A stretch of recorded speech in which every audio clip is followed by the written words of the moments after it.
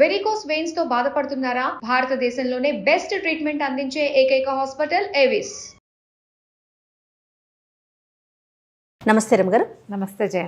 రమ్మగారు, ఏదైనా మంచి స్టోరీ చెప్పండి.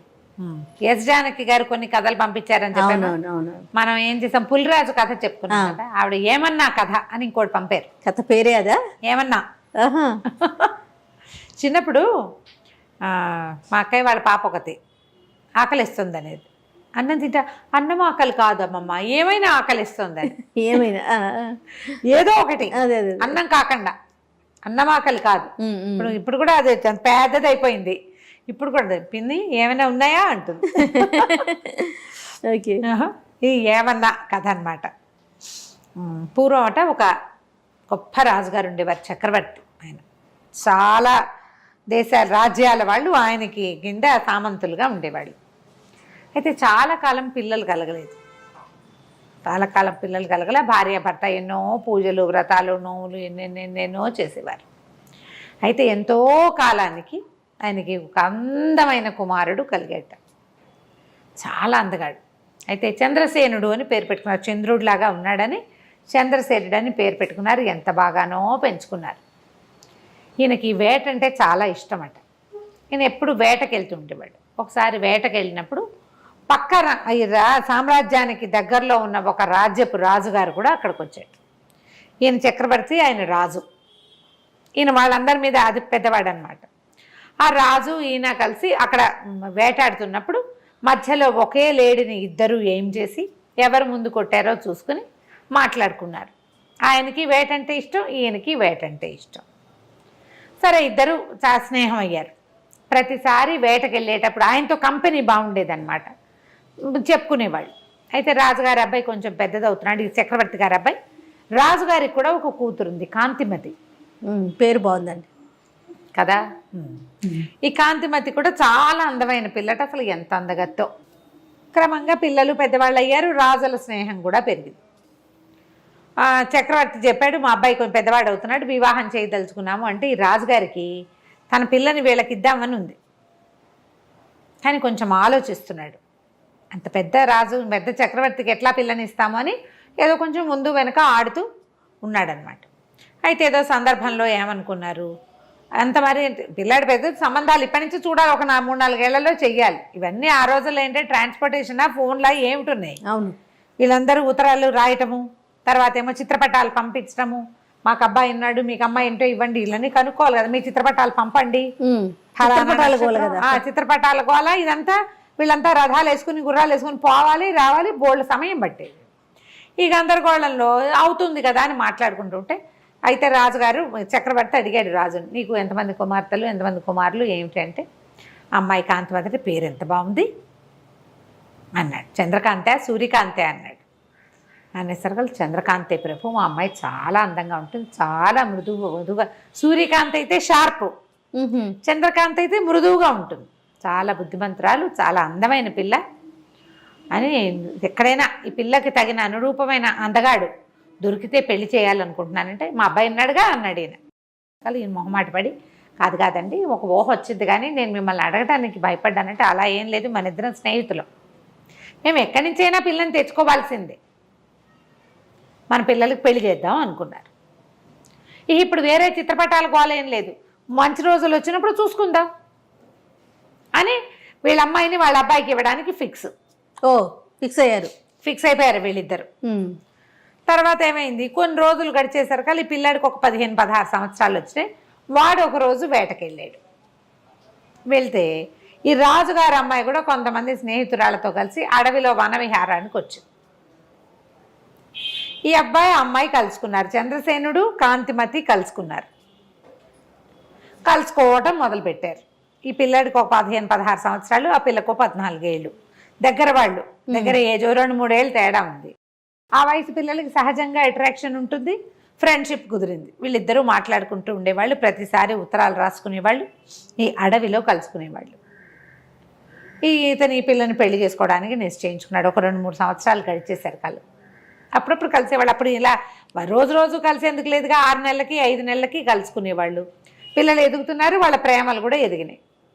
అయితే రాజుగారు ఈ చక్రవర్తి మా ముహూర్తాలు పెట్టిద్దామని అనుకుని భార్యకి చెప్పాడు, ఫలానా ఒక రాజుగారు అమ్మాయితో మన అబ్బాయికి పెళ్లి నిశ్చయించాను అని చెప్పేసరికల్లా ఈ కుర్రాడు అన్నాడు, అమ్మ నేను ఇంకో పిల్లని ప్రేమించాను, నేను అడవిలో కలుస్తాను అమ్మాయిని, నేను ఆ పిల్లనే చేసుకుంటాను అన్నాడు. డామ్ డూమ్ అని రాజుగారు చెడామడా పొట్టాడు. అటు పనికిరాదన్నాడు చక్రవర్తి. మాట ఇచ్చా ఎప్పుడో, అట్లా కుదరదన్నాడు. ఈ లోపల ఆ రాజుగారు కూడా ఈ చక్రవర్తి గారు అబ్బాయితో నీకు పెళ్ళంటే ఆ అమ్మాయి యువరాణి ఒప్పుకోలే. చెప్పేసరికల్లా ఆయన అన్నాడు, అమ్మ మాట పోతుంది చక్రవర్తి దగ్గర, ప్రధానమైనది ఏంటంటే మన రాజ్యం ఆయన చేతిలోకి వెళ్ళిపోతుంది, ఆయన కోపం వస్తే. ఆయన అంతటా ఆయన అడిగాడు కాబట్టి ఒకసారి కనపడ్డాయి పెళ్లి చూపులు, పిల్లని తెచ్చి చూపిస్తానని చెప్పా, పిల్లని చూపిస్తానని. వాళ్ళు వస్తామన్నారు. అబ్బాయికే నచ్చకపోయినా ఏదో కారణం చెప్దాం, అసలు పిల్లని చూపించని కూడా చూపించకుండా నేను కాదని అనకూడదని కూతుర్ని బతిమలాడుకున్నాడు. సరే ఒప్పుకుంది ఏడ్చుకుంటూ ఆ పిల్ల. వాళ్ళు కూడా ఏం చేశారు, ఆ రాణిగారేమో కొడుకుని బతిమలాడింది, ఎవరినో ప్రేమించటంటే కావాలంటే రెండో పెళ్లి చేసుకోమని ఆ పిల్లని, ముందు ఈ పిల్లని చూడవలసిందేనన్నాడు. ఆ తర్వాత కథ, వివాహము పట్టపురాణి రాజు కూతురే కాంతిమతే అన్నాడు. అనేసరికల్లా సరే పేర్లు చెప్పుకోలేదు, తండ్రి పేర్లు రాలేదు. ఈ పిల్లాడు వెళ్ళి ఆ పిల్లని చూడ్డానికి వెళ్ళాడు.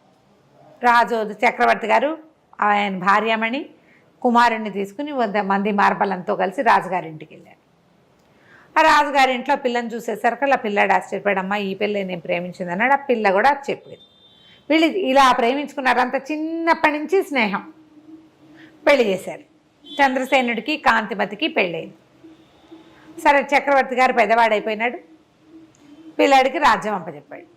వీళ్ళకి 20 ఏళ్ల లోపలే పెళ్ళయింది కదా, ఎప్పటికీ సంతానం కలగలేదు. వాళ్ళిద్దరూ ఎంత బాగా కలిసి ఉండేవాళ్ళు.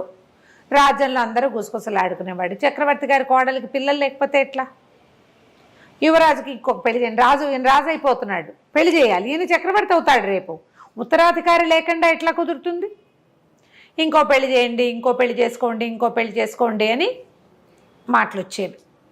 వాళ్ళ అమ్మ ఏమనేదంటే, ఒరే ఇప్పుడు నువ్వు కాంతిమతే నువ్వు ప్రేమించిన అమ్మాయి అయింది కాబట్టి సరిపోయింది, లేకపోతే ఆ అమ్మాయిని పెళ్లి చేసుకుని అడవిలో పిల్లని కూడా చేసుకుందాం అనుకున్నావు కదా, అదే కదా, రెండో పెళ్ళి ఎలాగో చేసుకోదలుచుకునే ఉన్నావు, అది రెండు కలిపి ఒకటే అయింది అనుకో, ఇప్పుడు ఇంకో పిల్లని ఎవరినైనా చేసుకో, ఈవిడే పట్టప్రాణిగా ఉంటుంది, ఉత్తరాధికారి లేకపోతే రాజ్యానికి కుదరదని అందరూ బతిమలాడాడు, బలవంత పెట్టారు. ఈ అమ్మాయి కూడా కాంతిమతి కూడా భర్తను రోజు అడిగేది చేసుకోమని, పెళ్లి చేసుకో అని. చాలా రోజులకి మొత్తానికి ఒప్పుకున్నాడు. ప్రజల నుంచి ప్రెషర్ ఎక్కువ వస్తుంది, అధికారుల నుంచి ప్రెషర్ వస్తుంది. పెళ్లి చేశారు. ఇంకొక అందగతి, ఇంత అందగతి కాదు కానీ కొంత అందగతి అని తెచ్చారు మొత్తానికి. సరే రెండో రాణి కూడా బాగానే ఉండేది. పెద్ద రాణి ఏంటంటే పాపం రేపు ఉత్తరాధికారిని కనడానికి వచ్చిన పిల్లని ముద్దుగా చూసుకునేది. అమ్మాయి చంద్రకాంతిమతి కదా, అంటే మంచి స్వభావం కలిగేది.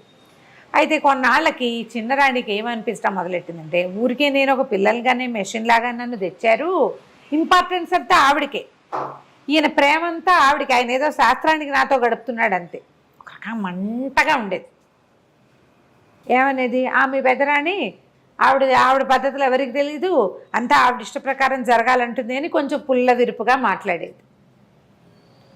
క్రమంగా నా మీద కుట్ర చేస్తోందని చెప్పడం మొదలుపెట్టాడు. కుట్ర ఎందుకు చేస్తుంది, నిన్ను చేసుకోమని ఆవిడే చెప్పింది అనేవాడు రాజు.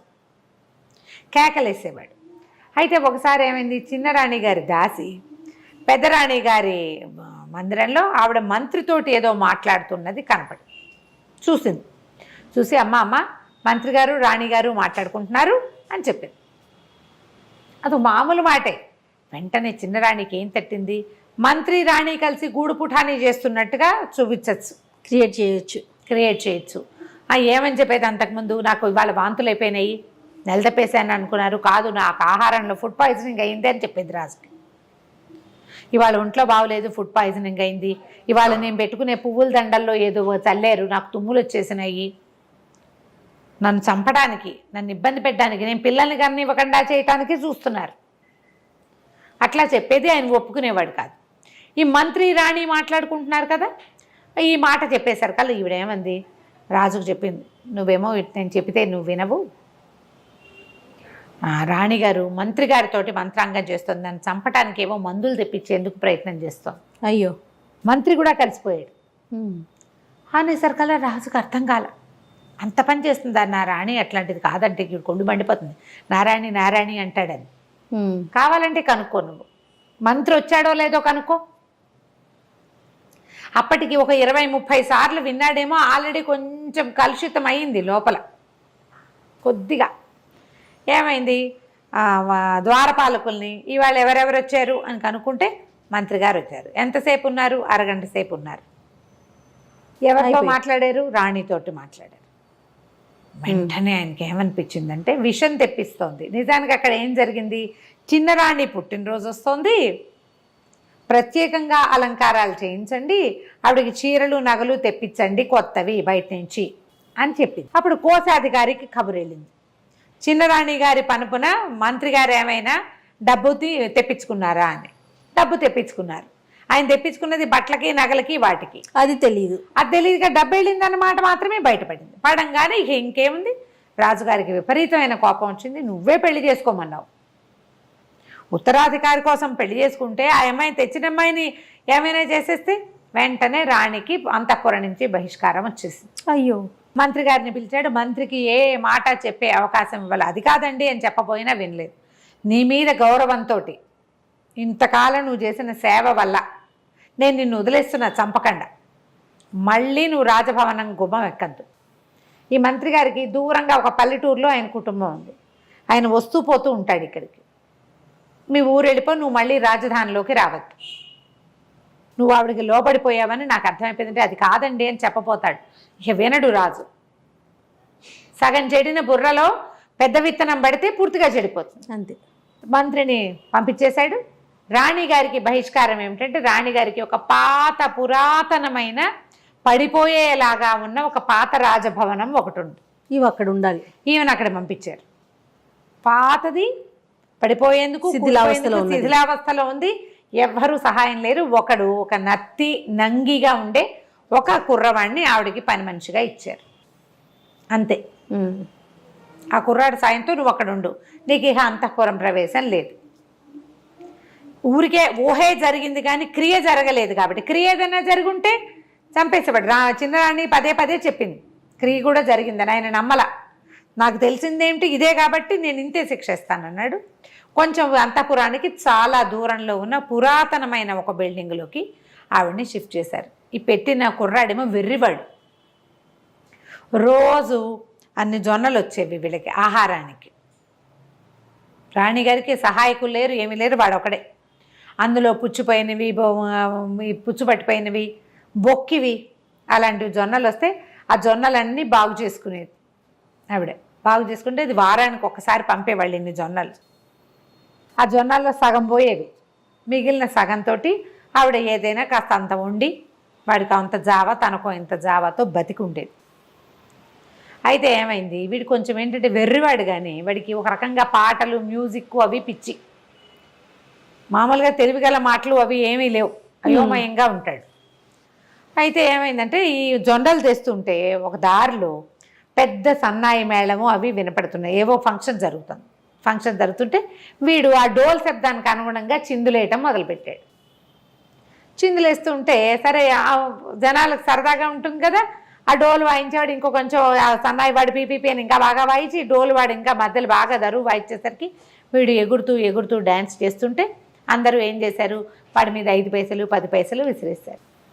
ఆ విసిరిన డబ్బులన్నీ తీసుకొచ్చాడు. 1 రూపాయి అయింది.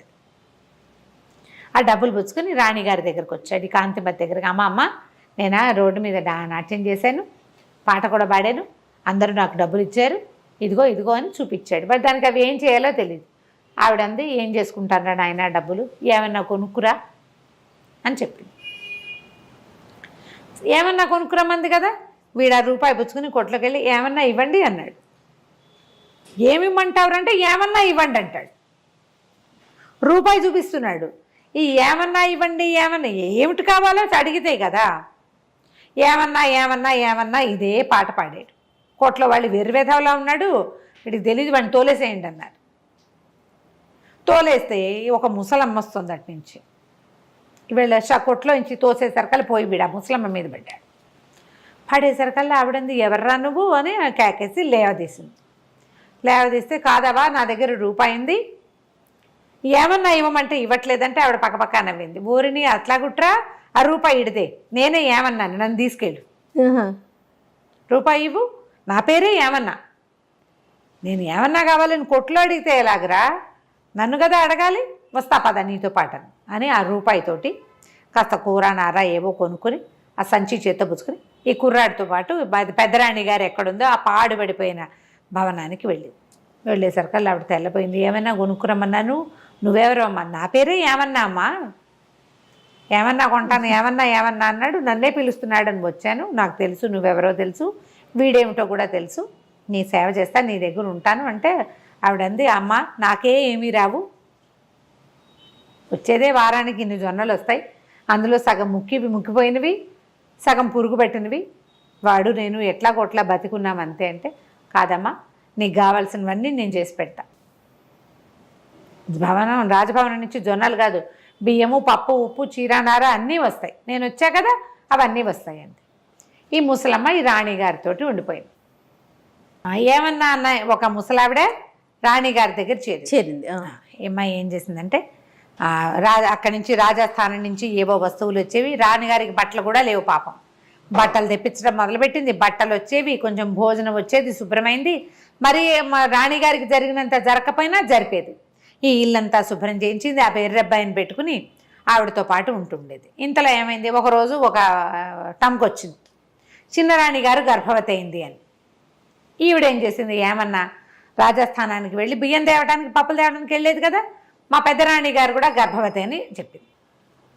రాణిగారికి నెల తప్పింది, పెద్దరాణి గారికి కూడా నెల తప్పింది అనేసరికల్లా అందరూ విచిత్రంగా పోయి, అదేమిటి ఆమెను విడిగా పెట్టారు కదా అని, అప్పటికే నెల తప్పింది, ఇప్పుడు పెద్ద నెలలు వచ్చినాయి అనేది. ఒకళ్ళు ఇద్దరు అటువైపు వెళ్తూ పెద్దరాణిని చూడబోయేవారు, ఈవిడ గడుపుతూ ఉన్నట్టుగా కనపడేది. ఈ ఏమన్నా ప్లానేనమాట. నెలలు నిండినాయి, యువరాణికి వాళ్ళకేమో ఆడపిల్ల పుట్టిందని ప్రచారం జరిగింది, మా రాణిగారికి మగపిల్లాడు పుట్టాడు. ఓహో, మా రాణిగారి కొడుకే రాజు అవ్వాలి రేపు, మగపిల్లాడి కోసం కదా, ఆడపిల్లకి రాజ్యం ఇస్తారా ఏమైనానా అనేది. ఈవిడికి జరిగిపోతోంది, ఓ పిల్లాడు ఉన్నట్టుగా ఈవిడి ఇంట్లో ఒక ఉయ్యాల, రోజు ఏవో కేరింతలు అవి వినపడేవి. ఇది ఏమన్నా ఏం చేసింది, పిండితోటి గోధుమ పిండి నెయ్యి పోసి అంత పిల్లాడి బొమ్మ ఒకటి చేసింది.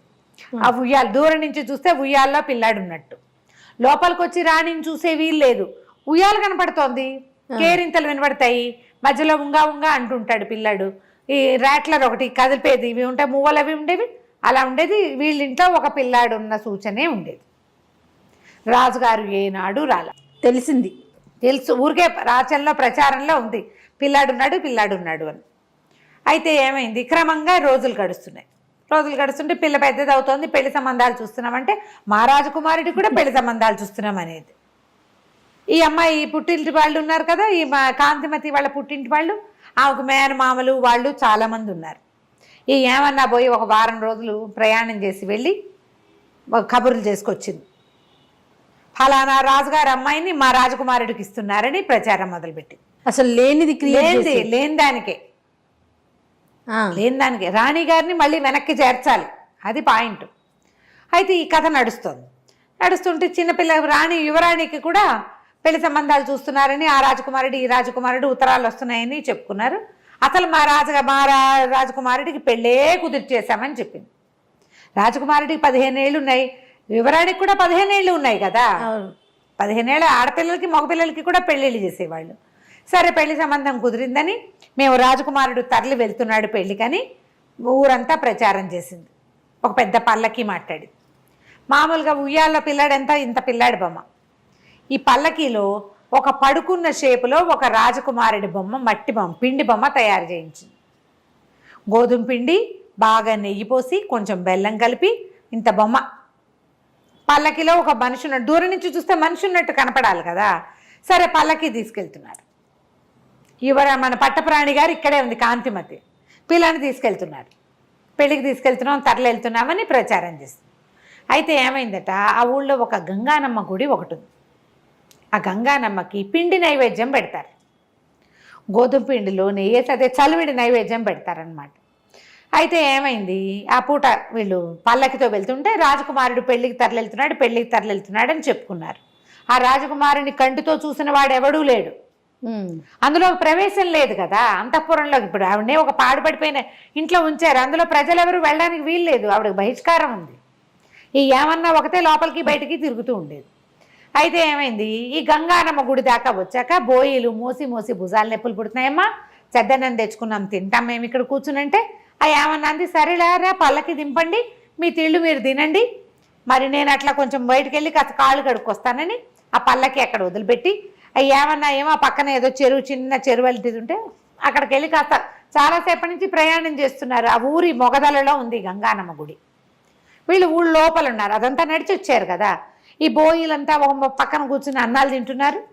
ఈ బోయి చెరువు దగ్గరికి వెళ్ళింది. ఇంతలో ఏమైంది, ఈ విగ్రహం దేంతో చేశారు, ఈ బొమ్మ గోధుమ పిండి బాగా నెయ్యి పోసి బెల్లం కలిపి.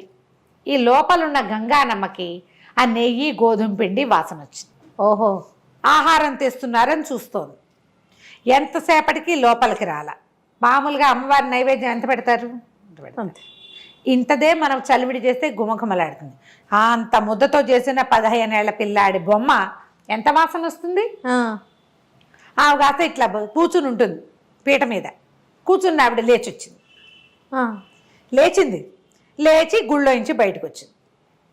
బయటకు వచ్చి వాసన పీలుస్తుంటే చూస్తే పల్లకీలో కనపడుతోంది గోధుమ పిండి ముద్ద.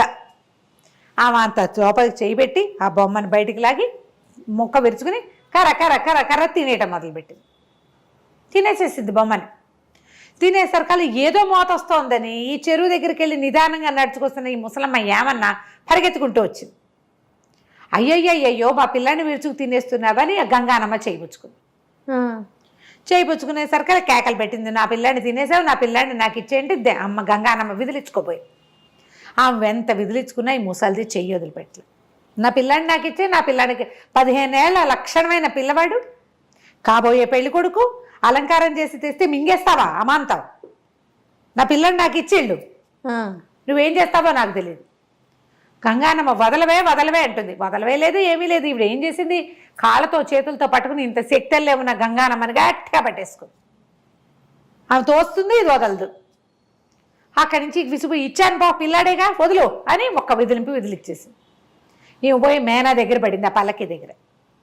గంగానమ్మ దబా దబా అడుగులు వేసుకుంటూ లోపలికి వెళ్ళిపోయింది గుళ్ళోకి. ఇంతలో ఈ మేనా దగ్గర పడింది కదా, మేనాలో ఏమిటో మేనా ఇలా కర్టెన్ పక్కకు తొలిగేసరికల్లా అక్కడ ఒక 15 ఏళ్ల పిల్లాడు పడుకుని ఉన్నాడు. బొమ్మ ఉంది మొదట, బొమ్మ ప్లేస్లో లక్షణంగా అమ్మవారు ఇచ్చిన అనుగ్రహం కదా. ఆ పిల్లాడినే విరుచుకు తిన్నాను అనుకుని పిల్లాడిని ఇచ్చేసానంది. 15 ఏళ్ల రాజకుమారుడు చక్కగా అందంగా ఉన్నాడు. చెప్పింది కదా, అందమైన పిల్లవాడు, పెళ్లి కొడుకుగా అలంకారం చేశాం. ఒక అందమైన పిల్లాడు పెళ్లి కొడుకుగా అలంకరింపబడి ఏ పడుకున్న పోజులో ఆ బొమ్మను పెట్టిందో అదే పోజులో కనపడ్డం మొదలుపెట్టి. సూపర్. ఏమో చంకలు గుద్దుకుంది. అమ్మో భగవంతుడు ఎట్లా కరుణించాడు. పెద్దరాణి బుద్ధిమంతురాలు, ఆమె ఎవ్వరికీ ద్రోహం చేయనందుకు అమ్మవారు ఇట్లా కరుణించింది. అక్కడి నుంచి ఓహం అని మోసుకుంటూ పోయారు. ఈ లోపల ఏమైంది, ఇప్పుడు ఈ అమ్మాయి ఏమన్నా ఎవరికైతే పెళ్లి కొడుకుని కుదిర్చామని చెప్పిందో ఆ రాజుగారి దగ్గర నుంచి వీళ్ళందరికీ కబుర్లు వెళ్ళినాయి, మా పిల్ల పెళ్ళి అని. వీళ్ళ పద్ధతి ఏమిటి, పిల్లాడు వెళ్ళి పెళ్లి చేసుకోడు రాజుల్లో, కత్తికి బాచకం కట్టించి పెళ్లి చేస్తారు. ఓకే, తర్వాత పిల్లని పంపుతారు. వీడు పిల్లకి ఎదురెళ్ళటానికి ఈ పెళ్లి కొడుకుని తయారు చేసి పెట్టుకున్నారు వీళ్ళు. తర్వాత కథ ఏమైనా కానీ ఇలా ఒక ప్రయత్నం చేసింది అంతే. కత్తికి బాచకం కట్టాక మాకు వద్దని కూడా అనొచ్చు. కథలో ఎక్కడో ఒక చిన్న మెలికలాగా కనపడుతుంది. అక్కడి నుంచి ఈ రాజుగారు చంద్రసేనుడు భార్యా సమేతంగా పెళ్లికి వెళ్ళాడు.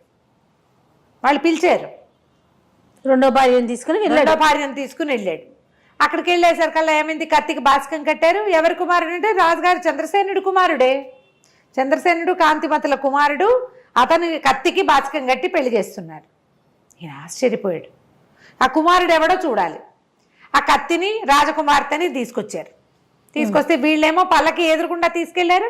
ఈ ఊరి ఆ రాజ్యం పొలిమేరల్లో రాజకుమార్తెని తీసుకొస్తే రాజకుమారుడు పల్లకిలోంచి దిగాడు. ఆ దిగిన పిల్లాడిని చూస్తే నిర్ఘాంతపోయాడు రాజు. ఏమిటి ఇంత పిల్లాడా, వీడు నా కుమారుడు అవటం ఏమిటి, ఊరంతా ప్రచారంలో ఉంది, కానీ రాజుకేం పెద్దగా తెలీదు. చిన్నరాణి వినేది అనుకునేది. పిల్లాడు చూస్తే మహా అందంగా ఉన్నాడు. 15 ఏళ్ల వాడు, ఆ పిల్లకు 12 ఏళ్ల పిల్ల రాజకుమార్తెకి. సరే రాజకుమార్తెని పల్లకి ఎక్కించుకున్నారు.